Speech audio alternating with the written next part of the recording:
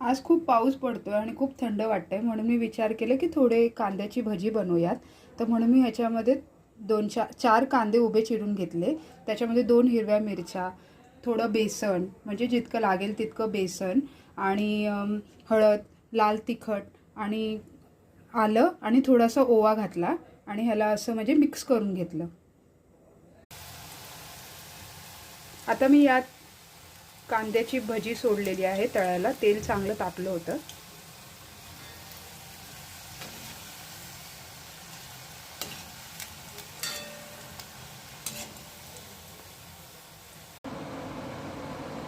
हे बघा, गरमागरम भजी तयार आहेत. तुम्ही पण बनवा घरी आपल्या आणि आनंद घ्या.